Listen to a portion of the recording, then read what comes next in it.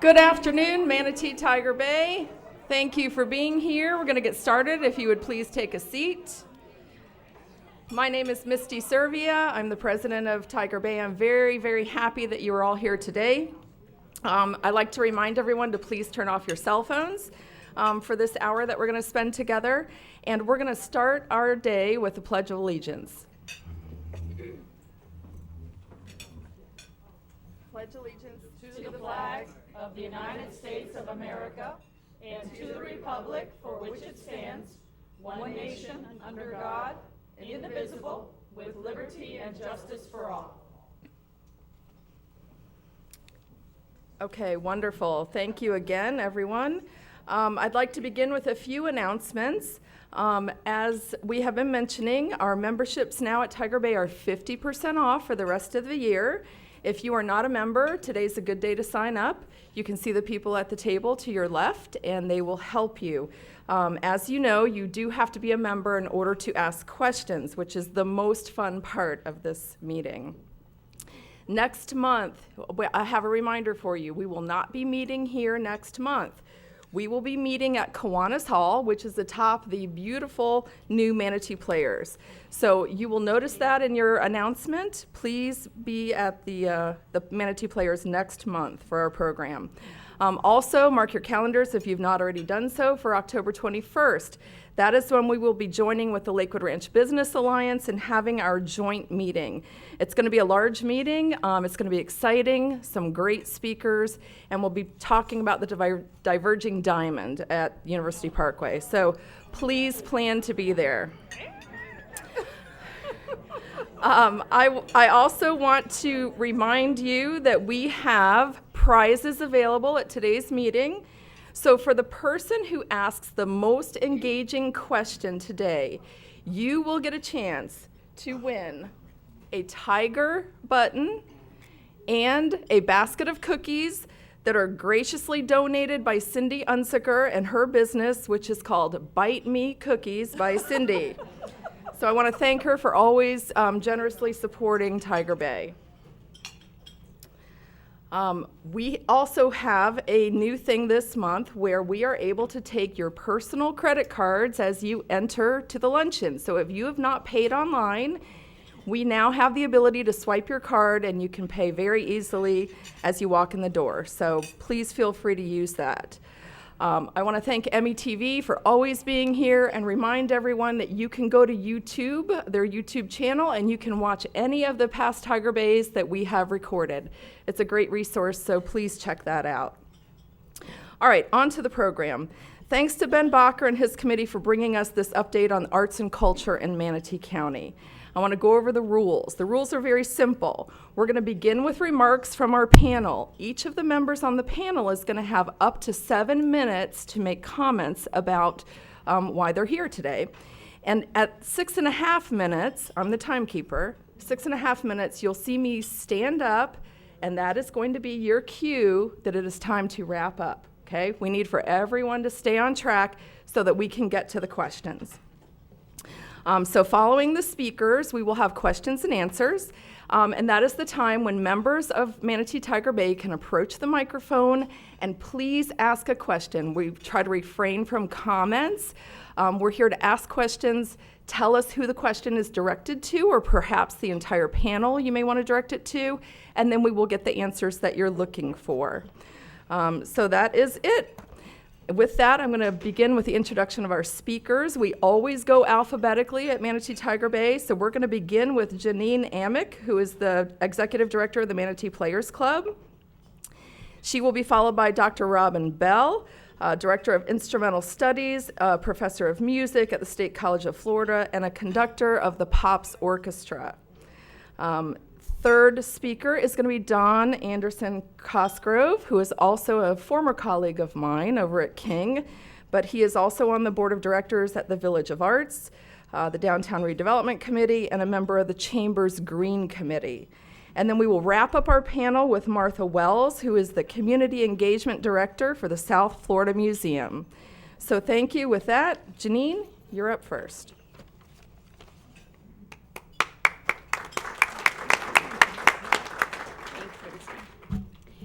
Thank you, ladies and gentlemen, for this opportunity.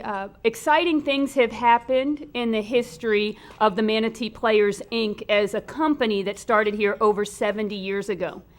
You might have remembered us most fondly as the little theater right across the street on the riverfront that was providing our community an opportunity to engage actors and actresses in live entertainment experiences from stage.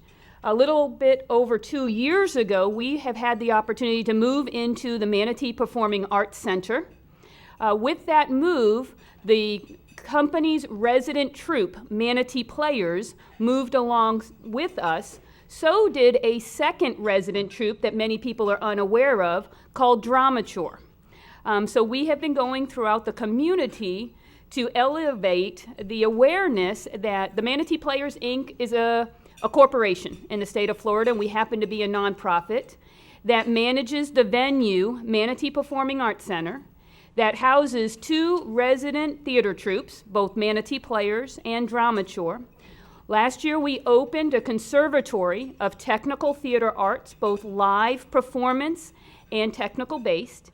And this up and coming year, starting on August 13, when we open CATS and run through the end of June 30th, we will provide our community in the Gulf Coast region over 64 separate opportunities to come and see a variety of programs. So no more are we just providing Broadway series, 8 performances a year. We're going to continue to provide that in Stone Hall, which is what we like to say our staple in the entertainment field. But we've also added in our Bradenton Kiwanis Theater a program this year called Action Through Acting. And I'd like to spend some time on that. It's a unique initiative that we're doing this year. We as an organization are committed to providing the Manatee Performing Arts Center as a gathering space for our community to reach out to new audience bases to start talking about issues that are important to our quality of life. And what not better venue in order to be able to provide that is by bringing people in to see a great live performance and then giving them an opportunity to get involved in either talkbacks, book clubs, or getting involved in a nonprofit in our community that actually will work towards providing awareness in a variety of arenas. And I'll give you two samples. We're going to be doing Bark the Musical, a great musical of 5 dogs who are going to give you their perspective of what's happening in their life. Great, and it ranges from everything. The poodle who sings opera, okay, to the Dalmatian who's trying to break into Broadway. But it gives you their life story through an entertainment aspect. We have partnered with the Humane Society of Manatee County to broaden our reach about the issue of not only animal adoption, but also animal welfare. And so every night of our performance, they will be there to be able to answer questions to our audience about how did they, what are they taking away from the production in order to move the issue in our community forward. The other one we're doing, and I'd like to give a shout out, Marilyn Howard with the Manatee Community Foundation actually brought Bark to us. And so thank you, Marilyn. And then what the impetus was when I went to our producing artistic director, Rick Kirby, and I said, okay, here's one. Can we build a program around this? You want to see my face? There you go. And so actually, we're going to be starting in September with The Boys Next Door. The Boys Next Door is about 5 individuals with a variety of degrees of mental disabilities who live together and have for a period of time. And now their caretaker is going to be moving away. And the struggles that they go through as individuals to find a new person to take care of them. We're partnering with the Easter Seals of Southwest Florida. And so they've been helping actually casting and allowing our actors and actresses to actually get into the minds of the individuals of who this really is going to affect. And again, opportunities then again for open dialogue and conversation. So those are two programs. We have our Broadway series, we have our Action Through Acting. We've added cabaret style theater. It's in our small space, it's very interactive. They're 1- and 2-person shows. We have a Conservatory of the Arts. You can come in now ranging from 4 years old all the way to 99. We'll take you at 102 and giving you the opportunities to learn performance-based techniques that you may not necessarily use on stage, but may give you the ability to gain confidence in yourself, to be able to be a better person where you are in your business, to be able to speak in a public environment, to have the confidence and also be able to project your voice so that people clearly understand you and the words that you're using. We've started a concert series this year. We've got a number of concerts that are happening at the Performing Arts Center. Many times when you come to the Performing Arts Center, yes, both halls are being used at once, and we may have a group of individuals upstairs in the Kiwanis Hall, either at a wedding, a civic organization. And so we have been trying to plan very carefully as we move forward to be able to engage a variety of opportunities for each and every one who wants to come down and enjoy the new center and be able to not only be entertained, but we hope that in some way we'll be able to change your life. Thank you.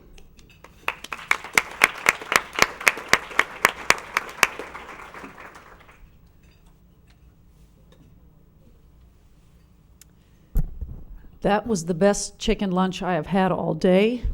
It was amazing. And I have to tell you, when they asked me to speak, and I went online and I saw that next month's topic is heroin addiction, I'm so glad I wasn't asked to speak on that one.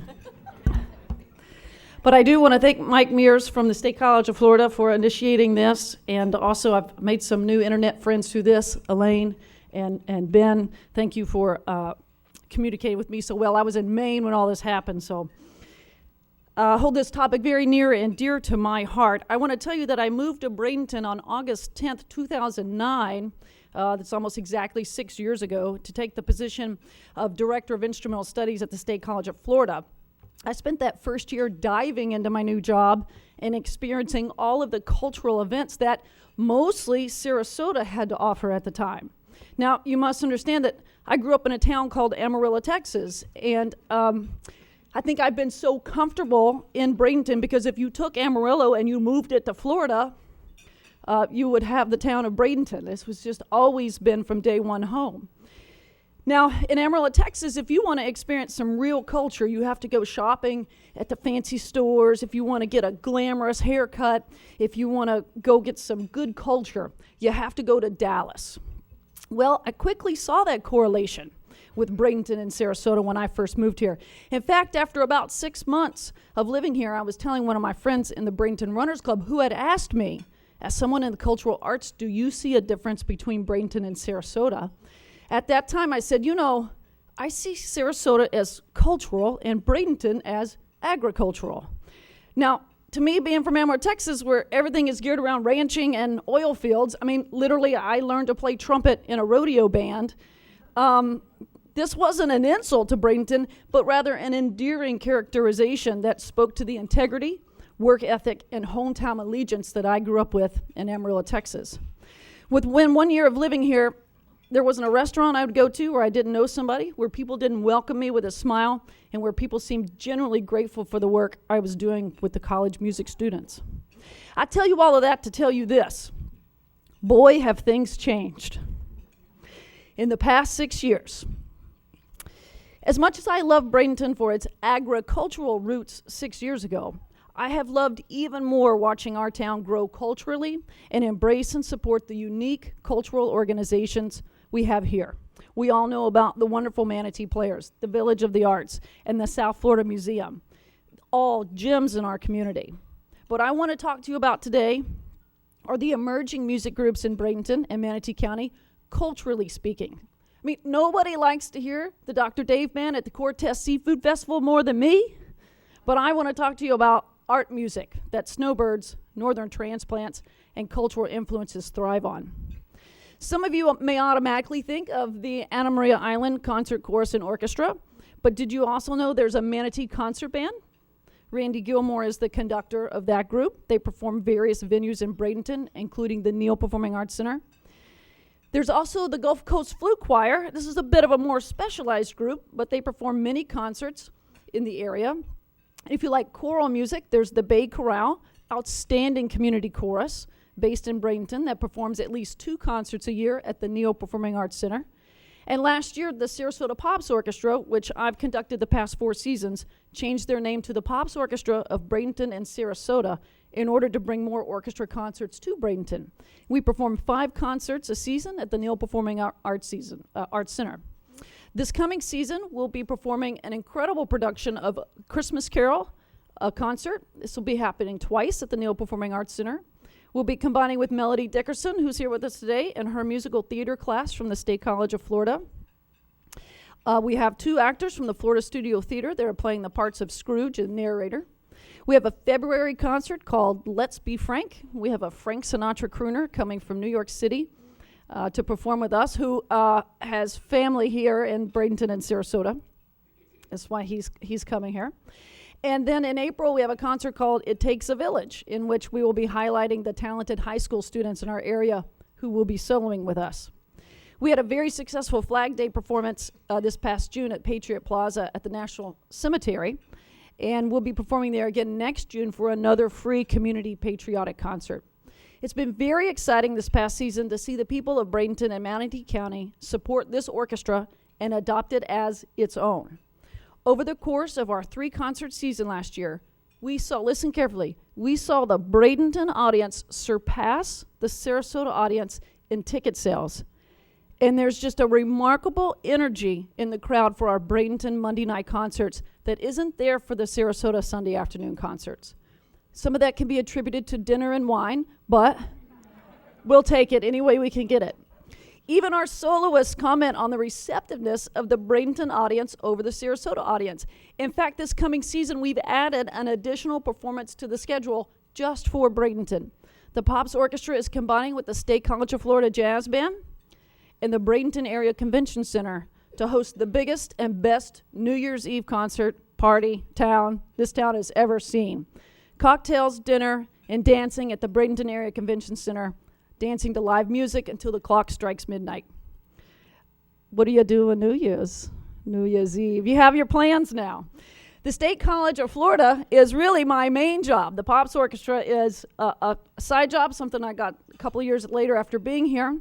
It's a lot of fun, but so is my main job that I have insurance through and stuff at the State College of Florida. And we have developed a remarkable music program over the past 6 years. With the guidance of our choir director, Melody Dickerson, the SCF groups provide amazing concerts for our community. We have a concert band, a symphony orchestra, a big band, jazz band, concert choir, chamber choir, musical theater class, and a guitar ensemble. If you have not attended one of our SCF concerts, I strongly encourage you to put one on your calendar this year. For $8 a ticket, you can't afford not to. In addition to producing concerts, it's important to me that you know the SCF music program also provides the highest quality of music education for our students. Our musical theater class produces a full musical in the fall semester. Last year they did West Side Story, and this year they're doing Civil War. And we are continuously bringing in guest artists and teachers to do master classes with our students. They perform recitals and solo with our ensembles. Our private lesson teachers are the best players and teachers in our area, and one of our vocal teachers even sung with the Metropolitan Opera.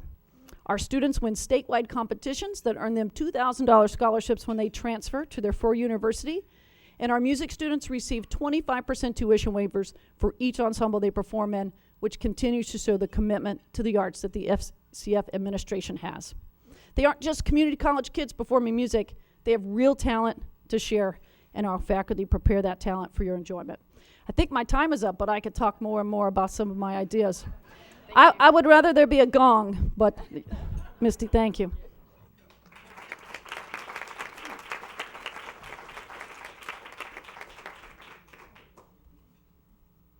Good afternoon, everyone. I'm Don Anderson Cosgrove. After listening to those, it it's amazing that I'm actually here probably right now.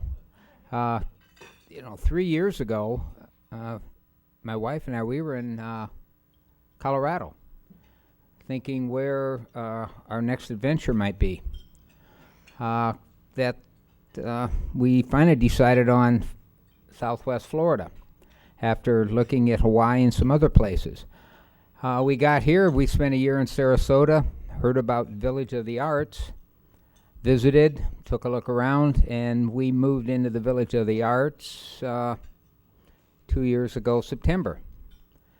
And kind of dove into what's going on here in Bradenton, dove into the village itself. And that's why all of a sudden being on the board of directors and a chair and all that was probably the furthest thing in my mind when we decided out to make this adventure. But to get started, I wanted to ask a couple of questions to people, and there's no answers right at the moment. Just a hand raising is, has everyone here heard of the Village of the Arts? Does everyone know where the Village of the Arts is? I guess you could raise your hand if you walked or toured the Village of the Arts. Boy. Okay. So we have people that definitely know who we are. The history real quick, I just wanted to touch on that. I don't know if everyone knows it. It was a blighted area in the late 90s. City made a decision, and some very brave pioneer artists came to the forefront to come in and start taking that part of the city back that had been neglected through many years of course, people exiting the city itself and moving to the suburbs, which was a problem we had nationwide.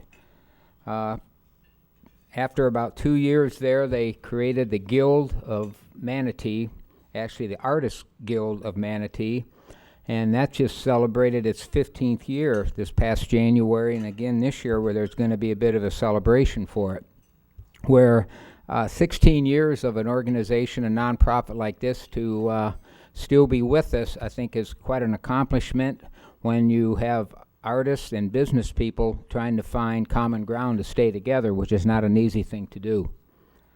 Today in the village, it's continuing to be taken back with great communication between the city, Realize Bradenton, the police department, code enforcement. It's taken a group of a lot of people to work together to bring the village back and start making it a great place to live through the tapestry designs, which is being implemented right now as we speak. The guild itself has grown tremendously. We just finished off a great board and fortunately have an excellent new board, a very hard-working board. We've just launched a new website, which is just fantastic for the village. We're in the midst of all new gateway signage. It's going to really, when you're going to be able to really identify the borders of the village, so you know once you're close, you're there.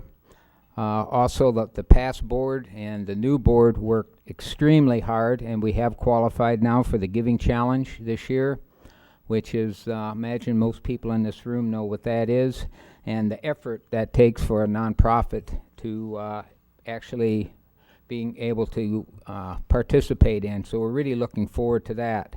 Also this year, through many committee meetings between the city, you've probably read in the paper about the expansion now, where the village actually crosses over 14th, which is going to be quite a dynamic change. We've just started the implementation of this, where we've invited those businesses. There's quite a few different businesses that can complement the village and vice versa, where we can work together to help 14th become part of the village and the village to become part of 14th. Also, through some of those other things today that are in place, going to be adding more pole lighting, the old type, probably 100 within the next year in the village to help light the village, changing all the type of lighting to where it's going to be a brighter village, and then once that's finished, the poles are going to be painted to identify the village. So there's really some good ideas that are in place today. For tomorrow, one of our plans is to start a fix-up program. There's a pilot program that was done in St. Petersburg a couple years ago, and it was implemented last year, of going into a neighborhood and getting some funding, private funding, to help artists and to fix up properties but still keep them affordable for those artists, to uplift a neighborhood. And we're starting to talk with the group that did that, so we, instead of reinventing the wheel, we're going to try to get on one of the cogs of what actually makes that wheel turn. We're in the midst of recruiting artists around the country, where with our reach out program, we're getting some, we're going to have one visiting from New York who's a filmmaker. We've got a couple of other artists that are coming from the Carolinas. So it's just a lot of good energy of what's happening in the village. One of the other goals is to find ways to actually start taking back the housing, because it's a very, I call it a problem, where right now the village is 35% owner occupied, maybe 38% now, and our goal is to get that to 51, because if you can do that, you can take a community back, and you can do it on the ground. Of course, the big project you've probably been reading again in the paper about is the Manatee Inn, the DDA redevelopment project over on 14th, where it's going to be a great addition, and next Monday night the whole team is going to be in the village to present and answer questions. Our central core is going to be key from millenniums and boomers, because whatever millenniums like, boomers like, and vice versa. Maybe it's just the influence of the grandchildren and the grandparents. But that's all I've got right now. It's just a reminder, we have an art walk tomorrow night and Saturday. Take one more tour and help out an artist. Thanks.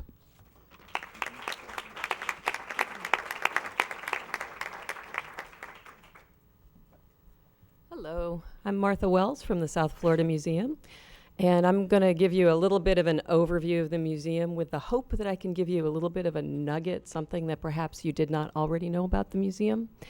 And since we have 4.5 billion years worth of material, I'm not going to go through all of it, but I have notes so that I don't stray.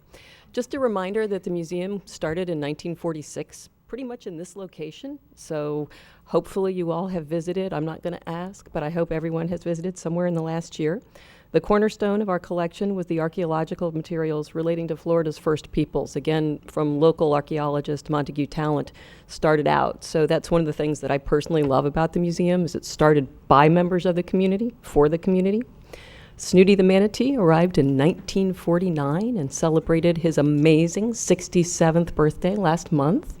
He is now the official Guinness World Record holder of the oldest manatee known. And also, we are very proud that he serves as Manatee County's official mascot. We are the largest natural and cultural history museum in Southwest Florida. The closest thing to us would be the State Museum up in Gainesville. So again, we hope that's a gem here in the community. The museum is home to the Bishop Planetarium, which I hope everybody has visited. We were able to install a new projection system not quite 2 years ago. That is truly state-of-the-art still, and to have that true for 2 years is phenomenal in the world of technology, but there's really fewer than 50 of them in the entire country.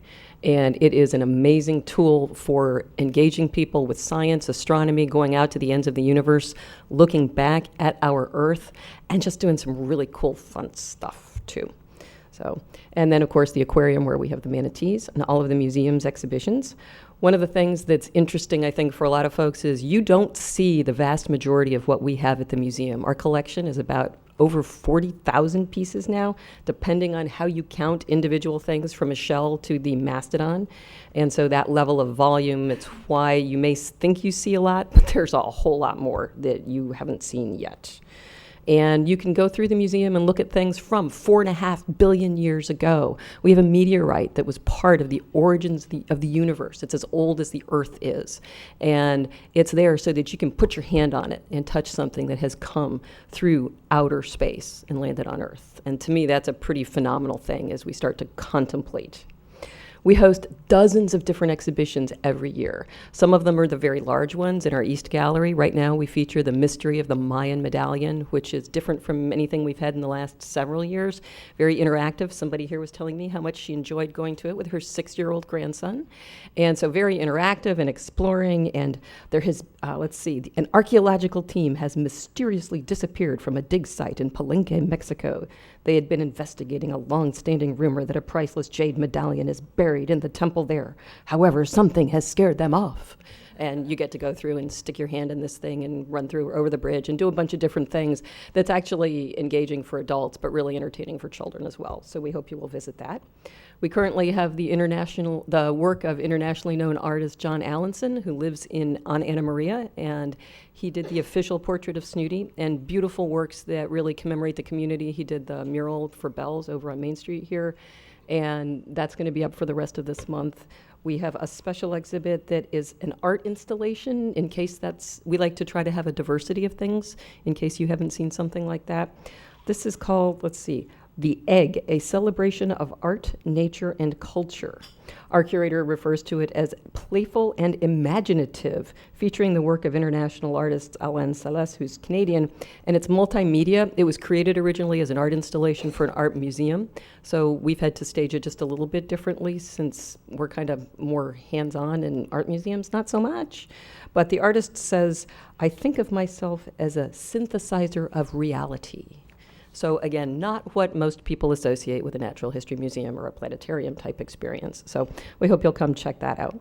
The planetarium has several different shows every day. 5 days a week you can come and see a live star talk and engage with what's going on in the sky, ask your questions.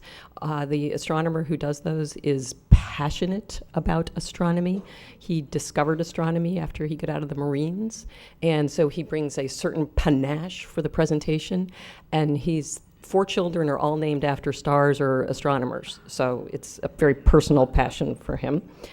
And the live manatee presentations every day as well. We have a variety of programs every month. The Think and Drink Science, which is an evening program, the second Wednesday of every month, generates some conversation about science. It can range from, we've done things relating to music, the arts, the chemistry of jewelry making with metallurgy and gemology, why fire ants are so hard to kill. The one coming up on August 12th is Place Matters, the sand beneath our feet, offering a microscopic look at Florida's beaches, sand from the microscopic level. Each grain of sand tells a story of millions of years of interactions between mountains, rain, wind, rivers, and life. Stelliferous Live is also an evening program the 4th Wednesday of every month, looking at what's going on in the night skies. The first Saturday of most months is a family night. We have a variety of experiences in the planetarium, the manatee presentations, and the museum geared for families, activities for people to do together. So it's not drop the little ones off and go away, but it's really for people to do together, and it's reduced price admission to make it as accessible as possible. Film Fridays, we currently are running music and movies in conjunction with Realize Bradenton. Thank you, everyone. We're selling that series out. We hope you'll come. We'll have another series in the fall. They tie in with different aspects of what's going on at the museum, sometimes exhibitions, sometimes content that we're trying to put together and call people's attention to, so it's highly variable. We also have summer camps. One thing I'd like to let you know about is our collaborations. We work with a number of performing arts organizations. We've had different kinds of performances, whether it's in the courtyard or in the planetarium theater itself. We work with the Ringling College of Art and Design, the University of South Florida, State College of Florida, Manatee County School District. Last year we were fortunate to work with the school district. Every 4th grader in Manatee County came to the museum for a program that was very specifically tied to areas of the curriculum. We funded the admissions, and Manatee Education Foundation helped with transportation. So all of these things have us busting at the seams. I hope you have heard about our plans for the future. We have a wonderful campaign going. We'll be bringing a whole new early learning center to help people discover the wonderful things that are in their lives every day. Thank you.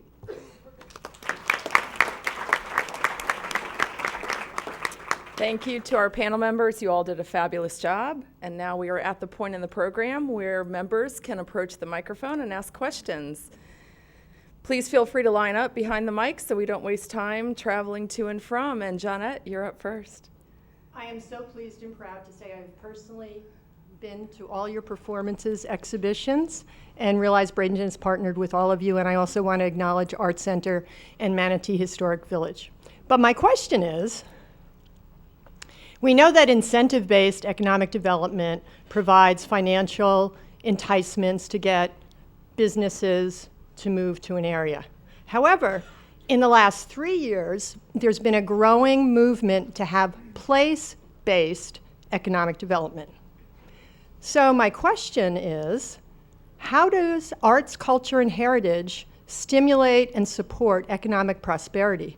And I'm looking directly at Janine because I know she has a lot to say on this.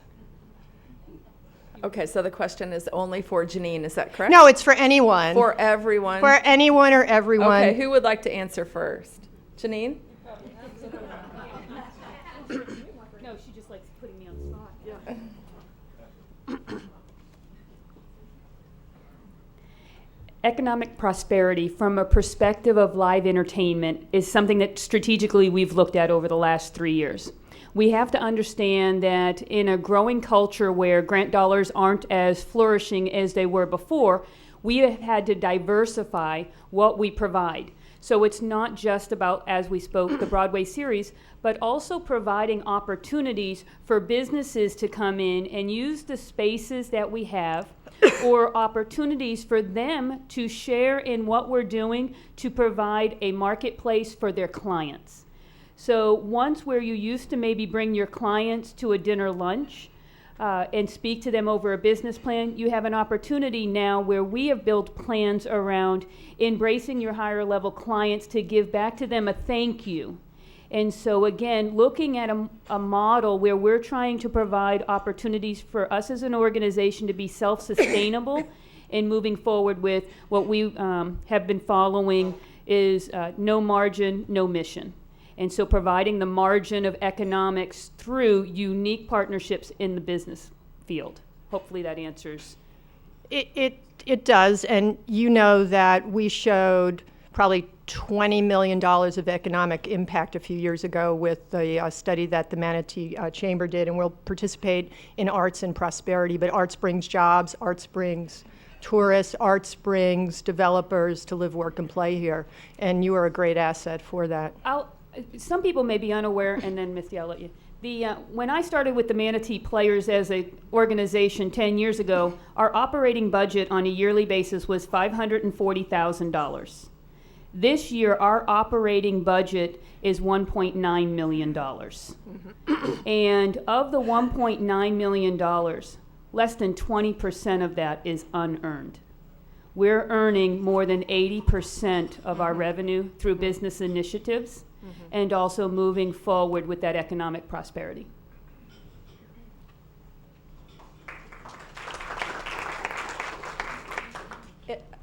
I don't know that I can answer that question as well as Janine did, but I would like to say that if you go to our economic development website and you look under things to do, culture and arts, it says this, I wrote this down, I typed this down. It says, quote, less than a 20-minute drive south from downtown Bradenton is an opera company, a ballet company, and a symphony orchestra, end quote. I feel that Bradenton could replace that with, here in Bradenton, we have our own symphony orchestra. We have, maybe, I don't know much about ballet. I don't know how, I can do that, but certainly I've advocated for several years of Bradenton being able to support a Bradenton Symphony Orchestra because people bringing businesses here want to see what there is to do for their workers, their employees, their children in the cultural arts, and it says go 20 minutes south. I think that's something that could be changed.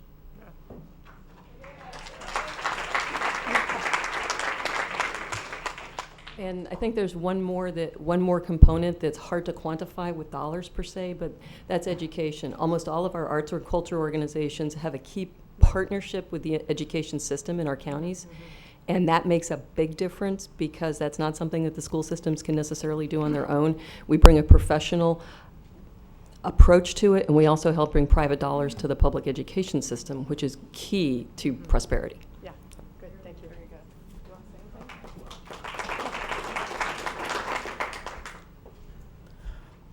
I guess, I look at the Village of the Arts and what we offer a community. Artists live there, they create there, and by doing that, they're actually reaching out, and once someone comes there, they want to come back there. And I just think there's an attraction there that does attract dollars to probably the entire market of Manatee County. There's just, it's such a different place, and it's a place that if someone comes there and they spend some time, there's an appreciation of the arts in a more, I think, a simpler and a raw form as to what art really is, and I think that's the key to it. Thank you. Thank you. Becky? My name is Becky Knez. I'm the CEO of Just for Girls Academy. I'm also on the board of the Tiger Bay Club. I've got a question for all of you relating to the importance of arts and education, that there is science behind the cognitive and brain development of children. So I wondered if you could all speak to what you've been doing or what you could be doing to help grow and develop arts within the educational system here and within youth organizations here. Who would like to start? Okay.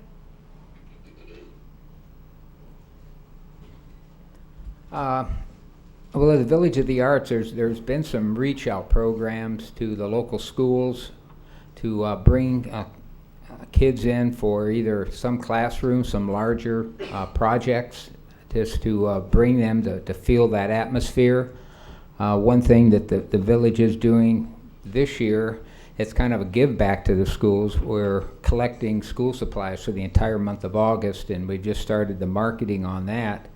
To give back to 2 local elementary schools, and both of them, one of their teachers actually lives in the village where she brings students in to her gallery and to do different classes. I think that's the biggest part that the village has to offer, and what we've done in the past by inviting children in, whether it's 8 to 80, because many times the 80-year-olds are probably more childish than the younger ones and enjoy it more. Thanks.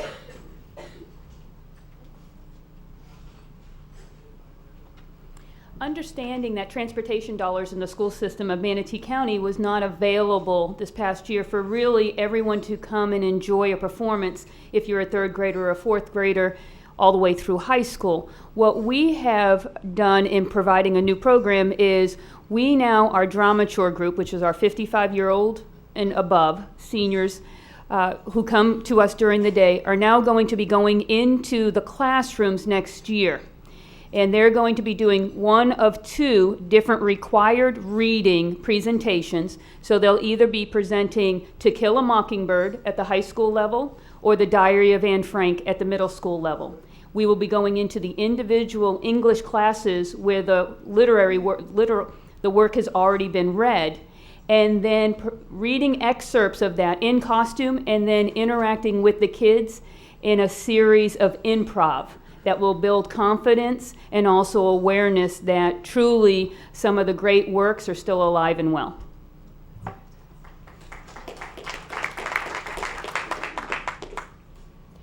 At the museum, we try to work at both formal education level as well as informal science ed primarily. And we are able to get scholarship money for kids on both sides of that equation. On the formal side of things, we work real closely with the Manatee County School District. We work with Sarasota schools. We work with schools anywhere that we can. And we do outreach as well as providing field trips. We have all of our experiences that are catered to, that are created, include addressing all of the standards, whether it's for science, math, social studies, history. There's a number of them. And so we work with the teachers so they know exactly what the field trip is fulfilling. And we're plugged into that in a wonderful way. And we appreciate the collaboration with the local school district on that in particular. working with the Early Learning folks and the Early Learning Coalition, both in Manatee and Sarasota counties, for our family nights on the first Saturday of most months. We do have programs that specifically work with them to bring their kids there. In June, we are involved with the Campaign for Grade Level Reading. One of our staff members, Danny Sherrill, who's here today, sits on the strategy group for that. We were able to participate and provide a summer learning day so that any student from Sarasota or Manatee County was able to come to the museum for free that day and with one parent or chaperone. And so it was a great day. We had more than 500 kids, or almost 500 kids that day, so it was fabulous. And we intend to stay very involved with that. On the informal science ed side, we have summer camps. We also do outreach to school programs, outreach for counties, all of that good stuff. During the summertime, the huge number of the various summer camps, whether it's with the counties or other kind of independent kid-oriented organizations, come to the museum. Again, we work with many of them so that there are scholarships for those visits. And part of our expansion is going to be specifically focused at early learners. The idea of stimulating and facilitating that curiosity that we all have as kids. We enjoy thinking, we ask the questions, how does this work? Why is that? How does this happen? That's science, is how does it happen? What makes it happen? And what we've come to in our planning is that everything you really need to be able to answer those questions and learn to enjoy thinking and that process of discovery that is learning, you can find in your own backyard.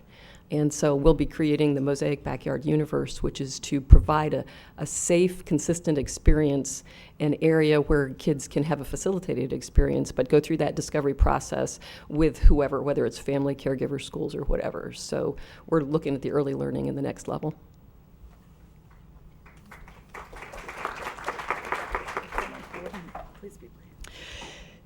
So at the State College of Florida, one of my jobs is to recruit students to come to the State College of Florida from the local band and orchestras. Every year, over the course of a school year, I am in every single band room and orchestra room in Manatee County and Sarasota County, not just talking to students, but rehearsing them. And the directors will call me and say, "Hey, we have a concert next week. Can you come in and clinic my group," that sort of thing. So I personally am in all the schools. Obviously at the State College of Florida, we offer scholarships to those students to come and be on all of our ensembles. Cassandra Holmes, the executive director of the State College of Florida Foundation, we've been working together for a year, and I think we just about have a new initiative funded called the Presidential Quartet in honor of Dr. Carol Probstfield. And the Presidential Quartet is a full scholarship for 2 violins, a viola, and a cellist that will go to area events and perform not only for the college events, but we could send them to the schools.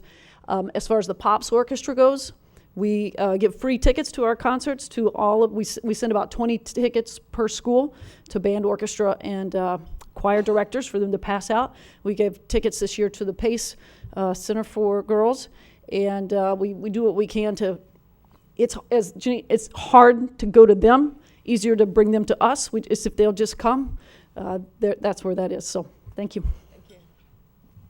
Yes, thank you.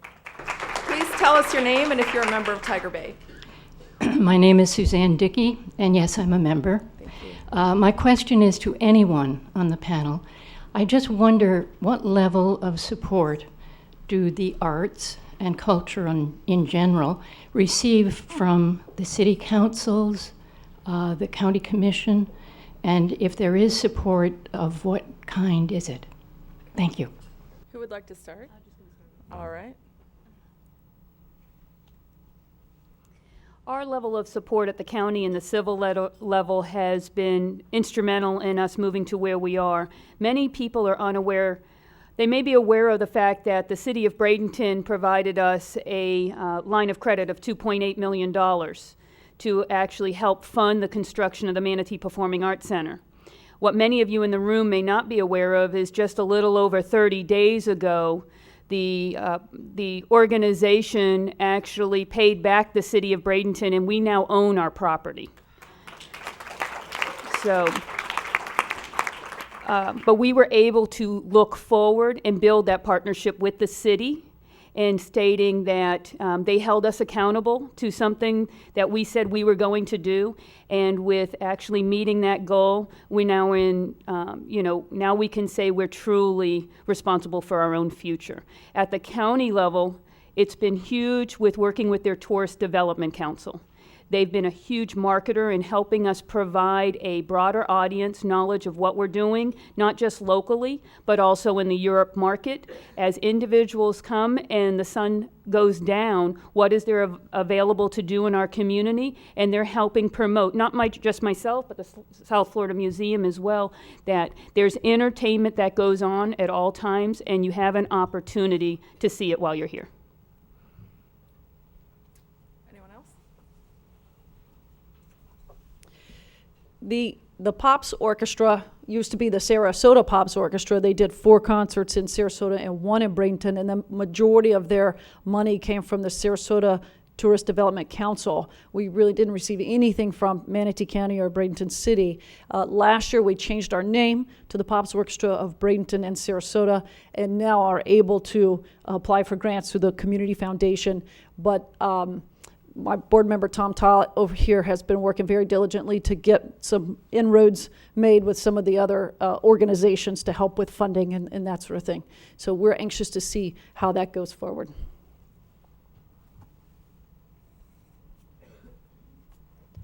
The city is working with us now on potential for our funding for the expansion, so we're very pleased. Mayor Poston has really embraced that, and I can't tell you what it will bring, but we are hopeful there will be something.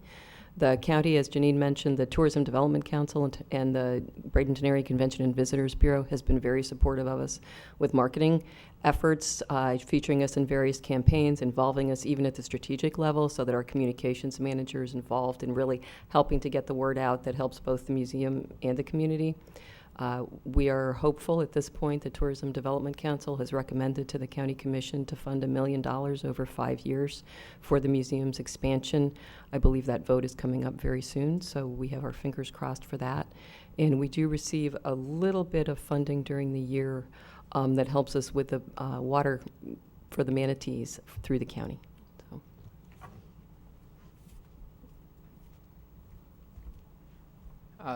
Village of the Arts has I feel, a very good partnership with the city as far as the redevelopment, the lifting of the Village of the Arts as a community. With their working with Public Works, they're going to be a key ingredient for this gateway signage, because they're going to take on the project of doing those installs for us. Then with planning in the city, just how they've been so instrumental in so many projects going on within the Village of the Arts. Without that support, there wouldn't be one. So we want to just say thank you so much for all that support. Rusty Russell. I'm Rusty Russell. I am a member. First, a comment to Ms. Wells. We would appreciate it if anytime you talk about Snooty that you would mention that Snooty was brought here by the DeSoto organization originally as a gift to the museum. And now my question to Ms. Wells, you are launching a massive reconstruction, remodeling of the museum. Do you care to comment on that and what you plan to do? Because I think the public would be very much interested in it, since you have purchased the DeSoto organization headquarters and plan to expand considerably. Thank you.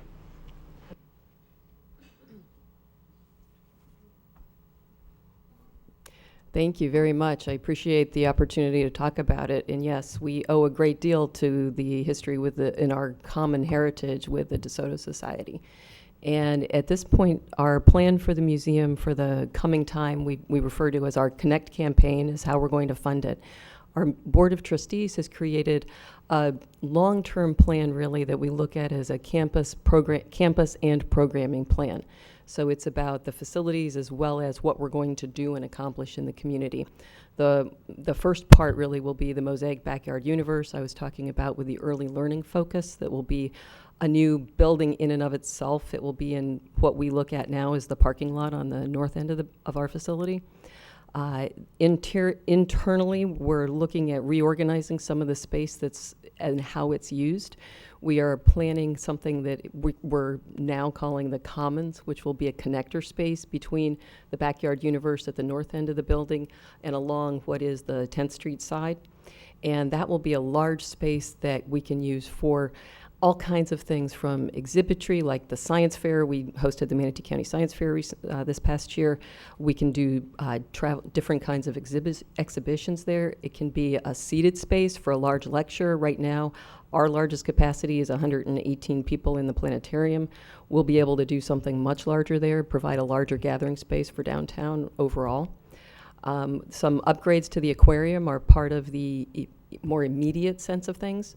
So we're looking at this first chunk of it that will include the Backyard Universe, the Commons, internal reorganization, looking at our exhibitry right now. We want to do some things that will highlight the paleontology, geological history of our area a little bit more. And depending on a couple of things that are still being decided by our board, how much of that internal reorganization we do. In the long term, we are still looking at what will happen with what is now the courtyard, since we now do have the DeSoto building there under the museum's control. It gives us a different set of options for what we can do. We are looking at probably a much larger portion of the facility that's dedicated to classrooms. Right now, we only have one real classroom, 2 areas that we can count as classrooms.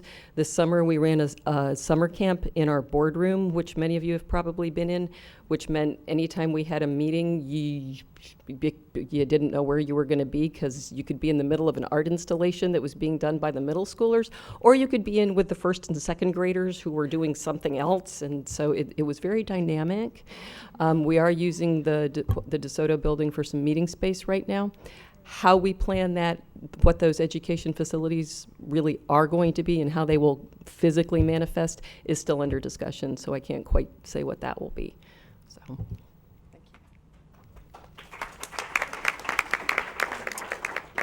And the timing is perfect. It looks like all the questions have been answered, and we are right on schedule. So at this time, I'm going to ask Mr. David Teitelbaum, board member, to come up and tell us who wins the Tiger by the Tail Award today.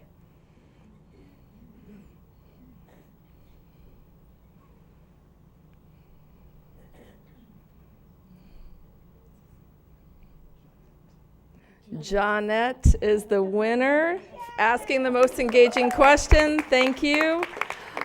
Next month, please remember, we will be meeting at Kiwanis Hall, which is over at the Manatee Performing Arts Center. Thank you. The topic is going to be heroin. It's going to be a very good program. It's a big issue in this community right now. So thank you all. I hope you'll be there. Thanks for being here today.